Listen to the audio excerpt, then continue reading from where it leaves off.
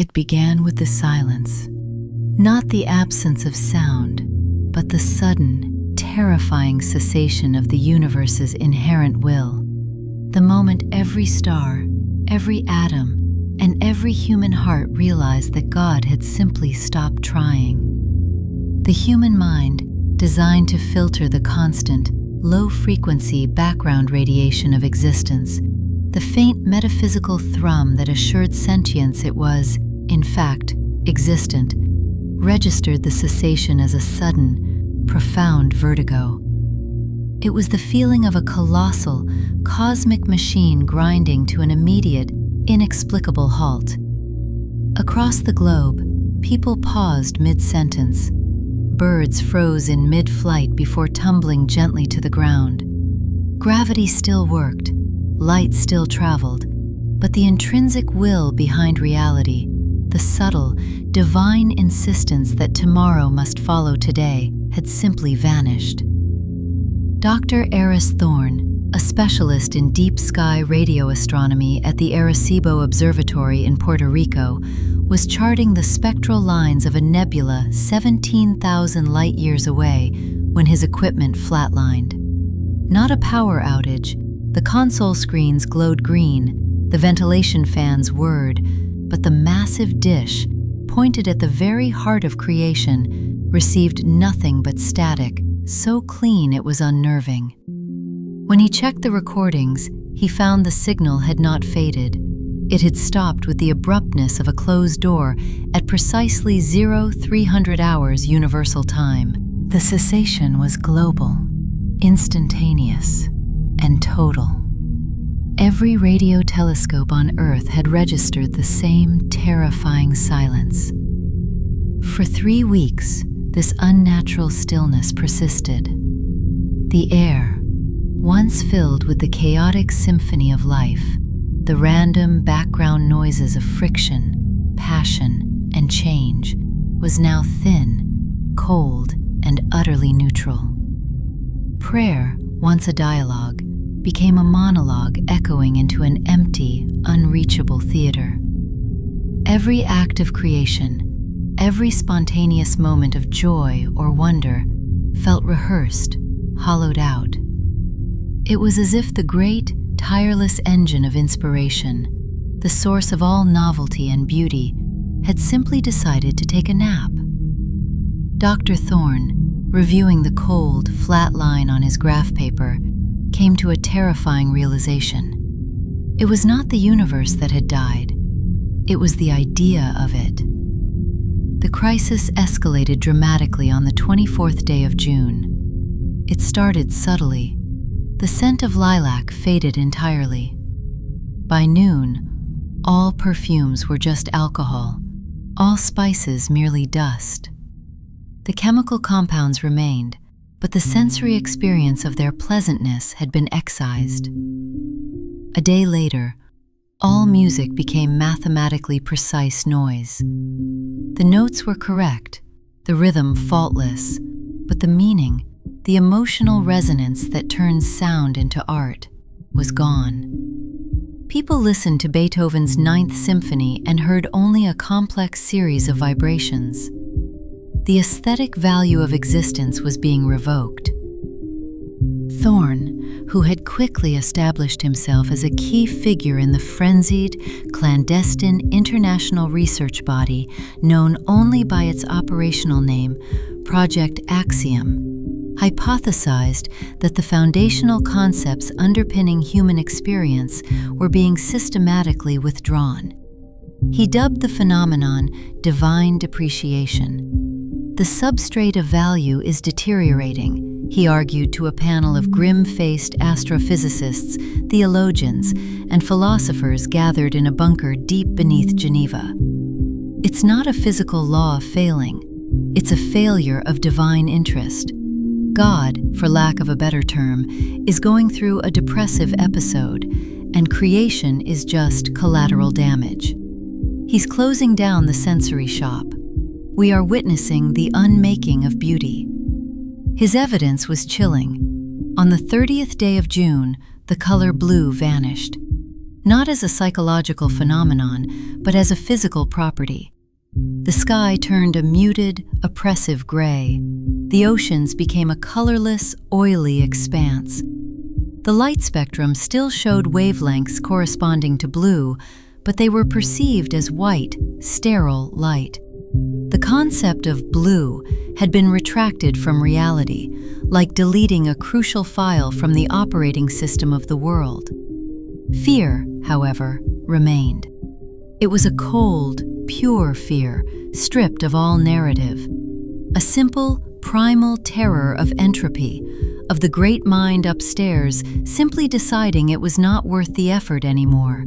The withdrawal of blue was merely the precursor to the greatest mystery, the tattooed man. On the 2nd day of July, a homeless man in London, known for his relentless, prophetic street preaching, simply stopped. He stood rigid in Trafalgar Square, mid-sentence, his eyes wide and unblinking. When authorities approached, they found his skin covered, head to toe, in impossibly intricate, glowing golden script. The symbols pulsed with a soft, internal light and were determined to be an unknown, non-Euclidean geometry, a language that seemed to describe existence in negative space. The man, designated Patient 01, was brought to Project Axiom's facility. Dr. Thorne, examining the symbols with high-powered spectroscopic equipment, realized the script was not ink. It was written into the fundamental fabric of the man's cellular structure, almost as if his DNA had been spontaneously overwritten by a divine error message. One of the linguists on the team, Dr. Evelyn Reed, a specialist in dead and hypothetical languages, managed to find a recurring pattern in the script. Translating it required abandoning all known linguistic models, treating the symbols as instructions rather than words. Her translation was incomplete, but terrifying. It was a fragment of a diary. The script, seemingly a record of the divine mind state, repeated variations of one phrase: too much texture, too many moving parts, I need the smooth, I need the simple. The entries were dated according to an unknown chronological system, but the implication was clear. The complexity of the universe was a source of unbearable stress, a cosmic sensory overload for the creator. The hook was set.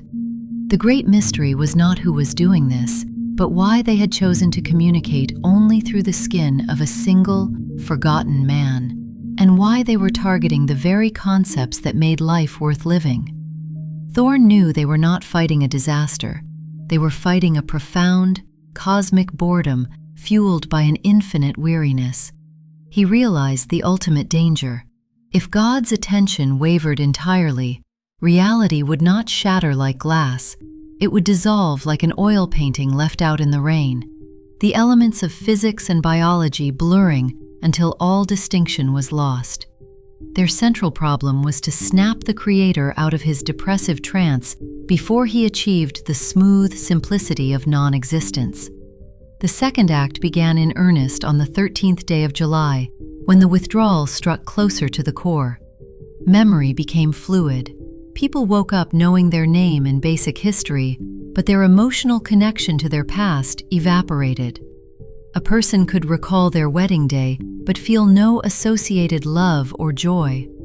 A parent could list the facts of their child's life without a flicker of tenderness. The human capacity for sustained narrative, the continuous chain of cause and effect that forms the self, frayed. This was the divine depreciation targeting human relational value. Dr. Evelyn Reed, translating more of the tattooed man's script, found a new entry. The ties that bind are the threads that chafe. Thorne and Reed worked frantically. Thorne focused on finding a pattern in the withdrawals, a mathematical or conceptual logic to God's pruning. Reed focused on the script, the only direct communication from the source of the problem. "He's simplifying the code," Thorne muttered. running a simulation of the universe with 5 key variables removed: blue light, emotional resonance in sound, pleasant smell, empathy, and long-term emotional memory. The simulated reality was terrifyingly stable, but utterly pointless. The universe is a self-sustaining system, Evelyn, but it runs on meaning. He's taking the meaning out. The clock was ticking. The next anticipated withdrawal, based on Reed's conceptual pattern matching, was self-awareness. If that went, humanity would devolve into highly organized but purely reactive biological mechanisms. Thorne realized that any physical action, launching a bomb, building a shelter, was futile. The problem was metaphysical. They had to transmit an idea, a concept so beautiful, so undeniable, that it would force a reconsideration in the divine mind. They needed a perfect argument for existence. They called it the axiom. Thorne proposed using the repurposed Arecibo dish to transmit a high-density, complex wave of pure information. But what information? They could not send the entire history of humanity. It was too chaotic, too textured, as the script warned. It had to be simple, undeniable, and universally resonant. Reed, staring at the golden script on the silent man, finally found the core philosophy of the divine depression. The work of reconciliation is endless. God was weary of balancing good and evil, joy and sorrow, creation and destruction. The simple life was the balanced life, and the simplest balance was zero. "We do not send a catalog of joy," Reed declared, her voice rough with exhaustion. "We send a single, perfect, non-reconcilable act of value. Something that creates order without needing balancing chaos." Thorne immediately knew what to choose. He ordered the transmission to contain 3 things: the Goldbach conjecture, a simple, elegant, unsolved problem in mathematics, a beautiful question; the Lorentz attractor, a stunning visualization of chaos giving rise to complex, predictable beauty, a proof of texture's value; the sacrifice of the stranger, a complete, detailed rendering of a moment captured on a security camera from 3 years prior. A homeless veteran running into a burning building to save a stranger's cat, dying in the process. It was a perfect meal, self-negating act of compassion for a creature of minimal value. Meal, pure, simple, and requiring no cosmic reconciliation. The transmission was prepared. Meal they called the sequence, the axiom, the argument for worth. On the 30th day of July, hours before the scheduled transmission, Project Axiom was attacked. The culprits were not foreign powers, but an emergent cult calling themselves the acolytes of the stillness. These were people whose loss of emotional context had led them to conclude that the withdrawals were not a crisis, but a purification. They viewed the smooth, simple universe as a state of grace, and they intended to accelerate the process. A small team of acolytes, led by a former theoretical physicist who had achieved a state of terrifying, emotionless calm, breached the facility. Their goal was to destroy the Arecibo array, preventing the transmission of the chaotic axiom. Thorne and Reed found themselves locked in a desperate, low-stakes struggle in the control room. The acolytes were not violent in a passionate sense. They were efficient, quiet destroyers. They did not shout threats. They merely recited lines from the tattooed man's translated script. Too many moving parts. Too many moving parts. Thorne, who had retained a sliver of primal, focused will, knew he could not fight them physically. He had to be smarter. While Reed frantically defended the main console, Thorne diverted power from the life support systems to supercharge the transmission capacitors.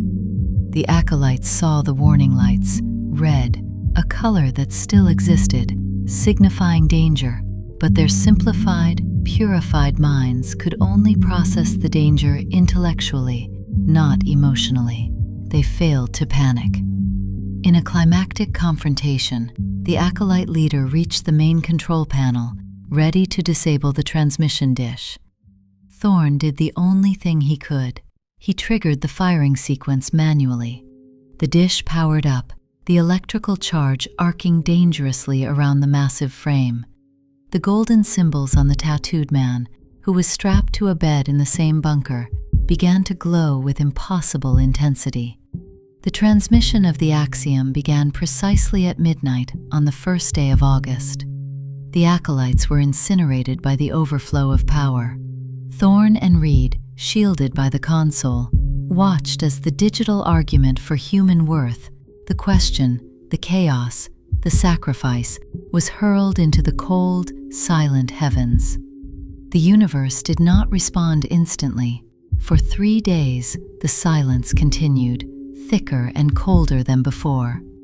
Thorn and Reed sat in the ruined control room, the air thick with the smell of ozone and burnt metal, waiting for the final, expected withdrawal, the loss of self. On the 4th day of August, the universe coughed. It began with a smell. Ozone, mixed with the faint, sharp tang of iron, and a new, bewilderingly complex scent that humans instantly named terra incognita. Then a sound, a single, resonant chord, impossibly low, vibrating in the bones.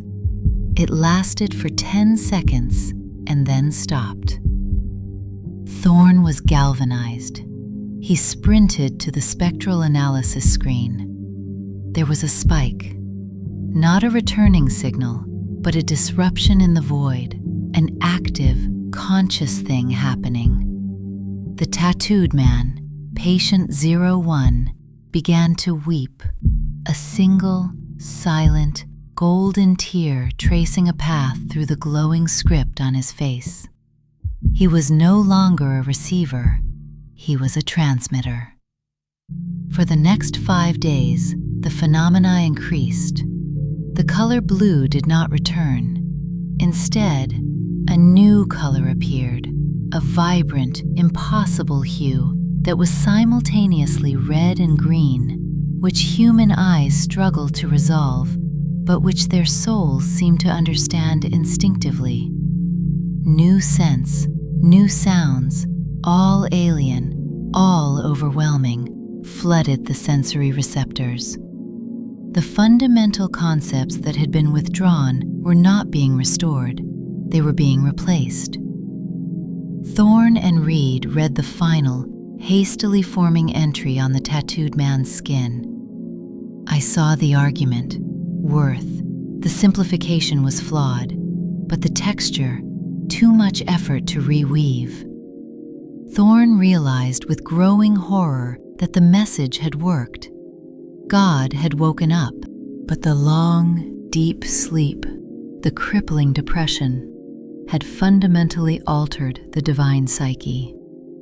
The Creator was looking at the old universe, the one built on concepts like empathy, sustained narrative, and blue, and seeing only the source of his previous weariness. He was not restoring the old file. He was performing a complete and terrifying rewrite. On the 9th day of August, 2025, the change finalized. The sky did not return to blue. It became a perpetually swirling canvas of the impossible, red-green color, casting a lurid, intoxicating light on the earth. The sensory loss was replaced by an overload. Memory was restored, but not the linear kind. Every person on Earth now experienced their past, present, and future simultaneously, not as knowledge, but as pure sensory data. Time became a geographical feature, not a movement. A person felt the cold of their own death while experiencing the warmth of their birth. The loss of empathy was replaced by a forced unity. Every person instantly understood the pain and joy of everyone else on the planet, not intellectually, but physically. The collective suffering of the world became a shared, biological burden. But the most shocking change, the unexpected, terrible new rule, concerned the concept of value. God, having accepted the argument that existence had worth, had decided that worth must be earned. Dr. Eris Thorne and Dr. Evelyn Reed stood in the control room, the new, impossible light burning their retinas, the collective noise of 8 billion souls screaming and rejoicing in their minds. The golden script on the tattooed man faded entirely, leaving behind perfect, unblemished skin. He opened his eyes, now a shocking crystalline gold, and spoke with a voice that contained the weight of all oceans. The texture is maintained. The man, or the entity speaking through him, said, looking directly at Thorne, but the cost is factored. The effort of the world will be permanent and equal to the result. Thorne felt a crushing weight descend upon him. He looked at Reed and knew, intimately and immediately, everything she had ever felt, every fear, every hope, every moment of sorrow. It was too much.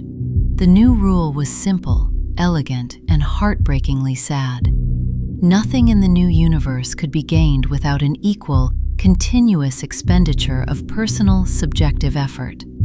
Love was now a constant, conscious act of maintenance. The feeling of love had to be willed into existence every second, a mental push against an infinite spiritual friction. If the effort stopped, the feeling vanished. Happiness was not a spontaneous gift. It was a tireless, agonizing cognitive labor.